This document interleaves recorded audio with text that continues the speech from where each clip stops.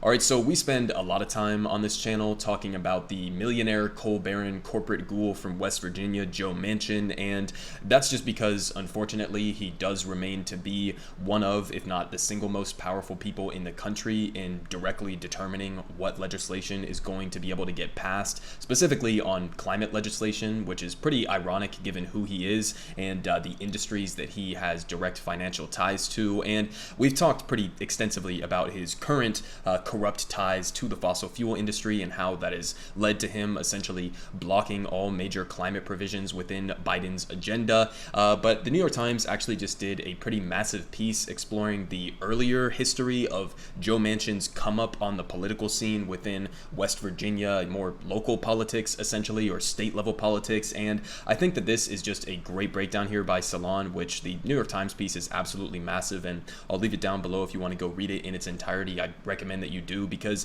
the details that you get from this in the early history of his career really just put it on full perspective that top to bottom, from the moment that he entered politics, he has just been an absolutely corrupted motherfucker. So let's go ahead and get into some of the details here from this breakdown on Salon. They say Senator Joe Manchin, the most prominent decision maker on American energy and climate policy, has spent decades raking in revenue from his private coal business. And they say a recent investigation by the New York Times illustrates what's been described as a stunning portrait of political corruption, detailing how the conservative Democrats' political decisions have benefited his financial connection to a West Virginian coal plant, a power plant, calling into question the ethical line the senator is towing between business and politics. So I don't think you need to be that vague with it. It's pretty glaringly out there, in your face, obvious how corrupt this guy is. I mean, he's preventing climate legislation, he's preventing investments in renewable energy, and simultaneously bolstering subsidies to the fossil fuel industry, even though it's destroying the planet, because he has a direct financial return on investment if those subsidies are given to coal-fired power plants like the one that he has a direct ownership stake in. But they continue here with details saying Manchin's involvement with the Grant Town power plant began in 1987 when he helped clear several environmental obstacles that allowed two developers to build the plant slightly outside Manchin's district. And they say the Environmental Protection Agency was concerned that the plant was too close to another coal-burning plant in the area, which could potentially produce disastrous impacts. And the Democrat then went into business with the plant through a handful of shifting electricity companies and contracts, which the Times describes as a bit like handling a set of Russian nesting dolls. And they say a company owned by Manchin provided the Grant Town plant GOB, an acronym for garbage of bituminous, a mining byproduct of coal and rock, which can be used to produce electricity. So listen, not only is he a millionaire coal baron who is like destroying the planet and bent on, preventing any potential sustainable future for the next generations, not only is he a evil, ghoulish cartoon villain, but on top of that, the coal that he's even selling to this plant, which apparently was like the sole customer of his gob that he's putting out here, even the coal that he is producing for this plant is garbage. Like, it's literally garbage. It's not even the good type of coal. It's not even the cleaner type of coal. It's literally the worst, grossest type of coal that you could imagine. Of course, that would be something that Joe Manchin would be working with. But they continue saying the Grant Town power plant has been, again, the only customer for 20 years. So let's just retrack here a little bit. So the power plant that he helped to get installed in this location, that he helped to bring about its existence in the first place, that he has a direct financial stake in benefiting from because he's selling to that power plant. And not only that, but it's been the sole customer for 20 years. So again, he's like, his entire political career and apparently his financial career staked on this coal company is centered around this initial corrupt dealing and getting the Grant Town power plant up and running and making it profitable. So just rampant corruption. But they continue saying that a portion of the plant's electricity revenue, which comes from the electric bills paid by Manchin's constituents, goes directly into the senator's pockets. And they say because GOB is less energy efficient than pure coal, West Virginians have lost millions of dollars in excess electricity fees over the year. So he's a representative of this district. Okay, he helps facilitate this this Grant power plant, this Grant Town power plant, and then he becomes they become the sole customer for his gob dirty coal company, and then he is making money by having his constituents spend more money on their electricity bills every single month, purely because he's selling this goddamn shit gob to this one company that is less efficient than even just regular old coal. So it's just like not only corruption, but also corruption that has a direct detrimental effect to your own constituents, and not only just that, but one that you are directly financially profiting from. It's just, again, like laughable cartoon villain shit. But they continue saying, reporting reveals that Manchin championed tax credits that aided the plant and was involved in enabling a rate increase that hiked electricity prices for West Virginians, therefore benefiting himself economically through the plant's increased revenue. And they say Manchin has also been a vocal dissenter of the EPA's proposed limits on power plant emissions. Wow, I wonder if there's corruption that is going on here. I mean, again, this is like why you don't have to portray these things as if it's vague. It's not vague. This is just a direct, a direct example, the clearest example you could possibly ask for of a politician using his position within the government to get favorable economic returns for himself. I mean, it's as clear as day when you see shit like this. But they continue saying Manchin declined an interview, I wonder why, with the Times, but in the past has justified his political maneuvers as in the interest of West Virginia industry, and has stated his business relationship with the Grant Town plant has given West Virginians jobs. Oh, what a fucking great guy this guy is. He has also said no rules have been broken in his business dealings with the power plant. Well, if that's the case and he hasn't actually done anything that's technically illegal here, then I think that that's more of a critique or a condemnation of how rampant and accepted corruption is within the U.S. political system. That type of shit that we just laid out there of him getting this power plant up and running, selling his dirty gob coal to the power plant, them being his only sole customer that's making him money, and then ratcheting up electricity fees for his own constituents. I mean, this is like, it's so surface level and ridiculous, you don't even really need to think that much about it. It's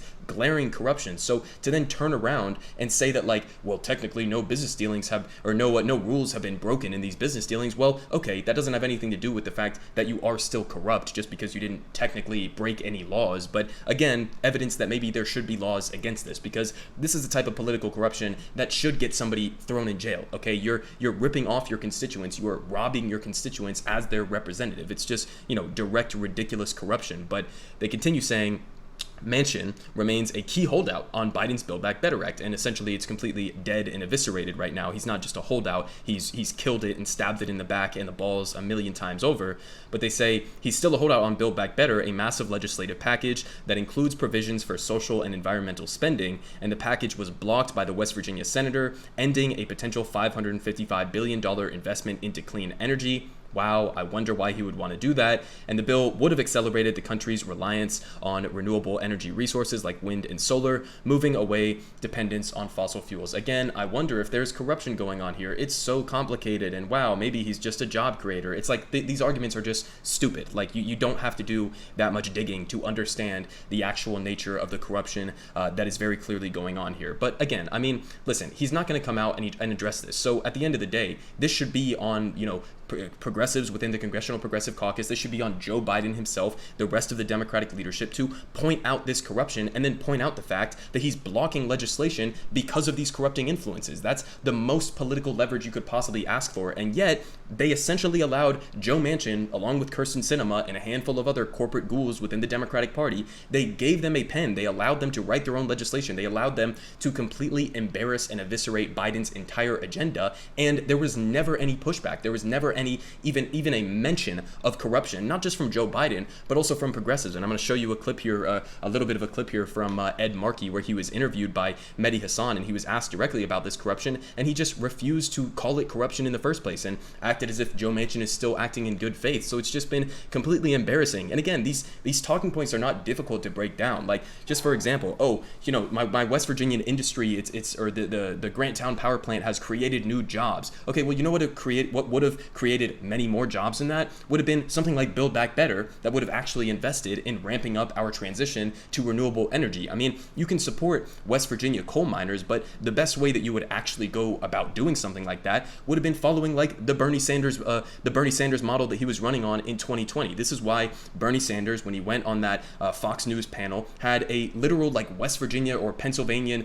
coal miner who came up to him and thanked him because of the types of policies that he was fighting for that actually protect coal miners within West Virginia or around the rest of the fossil fuel industry. Because the way that you go about addressing that is recognizing the reality that fossil fuels are not going to be our main source of energy production for the future. They're not sustainable. They are absolutely destroying the planet, and climate change is obviously going to cost a hell of a lot more than whatever, Build Back Better complaints Manchin would have about the debt and deficit to justify opposing those things. But point is that when you have all of these investments in renewable energy, you are going to create good, sustainable union jobs for the future that will actually be around. Instead, Joe Manchin is pretending like he's helping these West Virginia coal miners, who I actually covered in a video just a couple weeks ago. I think it was More Perfect Union, interviewed a lot of these West Virginia coal miners, and they were literally begging Joe Manchin to pass Build Back Better because they recognize that they would materially benefit from a lot of the policies that were within Build Back Better, including the renewable energy portion. So it's like all of these things can just be easily dismantled. If Joe Biden was just willing to go to West Virginia, do a couple rallies, right? Pull up some of those West Virginia coal miners and confront him directly. Say, listen, Joe Manchin, you're pretending to represent these people right here. They're telling you to pass Build Back Better. I mean, think about all of the missed opportunities, the missed political leverage. It's just been just absolutely pathetic. But again, I told you guys I would show you this clip of Ed Markey here being asked, and this really just represents perfectly the depravity and the sadness, honestly, of how pathetic Democrats are right now in refusing to call out Manchin's corruption. Change is existential. It's a very serious issue. So let me ask you a very blunt question. A lot of people in America, when they're polled, they say Washington, D.C. is a corrupt place and the Senate is a dysfunctional institution. And when you look at the fact that Joe Manchin is a man who's made millions from a family coal business, and now he chairs a key energy committee and decides what stuff gets into bills to protect the climate, people would say, yeah, that is dysfunctional, that is corrupt. What would you say to the American voter? Here's what I would say. I would say that the planet is running a fever, and there are no emergency rooms for planets. We have to engage in the preventative care that avoids the worst, most catastrophic consequences from climate change, and that we're going to work with Senator Manchin in order to get the 50th vote, in order to pass the legislation. I understand that point. I'm asking about the fact that how is it possible someone... I understand, Senator. I'm asking about the fact that this is a guy who's made money out of coal, and now he's sitting as chair of an energy committee in the Senate deciding on how we save our planet. How is that right? Well, ultimately, he says that he wants to work to find a comprehensive... Okay, listen, I mean, at the end of the day, I can't even listen to more of that because of how pathetic it is. It's a very direct and simple question, and credit to Mehdi Hasan for being one of the only journalists in the entirety of mainstream media that would even ask a question like that in the first place, or bring up the very obvious and glaring corruption that is going on right now. But god damn it, I mean, Ed Markey, this guy helped write the Green New Deal, okay? He understands the severity of how much we need to invest in climate change right now to even have a tiny fucking chance at salvaging or mitigating some of the damage that is inevitably going to come. And even he is not willing to call out a millionaire coal baron who is eviscerating all climate legislation. It's just completely pathetic. This is never going to get you anywhere. You're just going to keep getting dragged along by Joe Manchin if you keep pretending that he's acting in good faith. He's not acting in good faith. He's acting on behalf of his own personal financial interests and the interests of the fossil fuel industries that funnel money into his campaigns. This shit is not complicated. So again, that's massive political leverage that all progressives have at their disposal. They should be talking about this shit every single day until he falls in line. That's the only way you would ever be able to get him to do anything on this, or he's just going to keep playing these goddamn games. So listen, at the end of the day, that's the route that they need to go if they want to actually get anything done. But Joe Manchin not only should be laughed out of the room when it comes to conversations about what we should do about climate change, but also he should be fucking arrested for this completely glaring and rampant corruption that he's engaging in.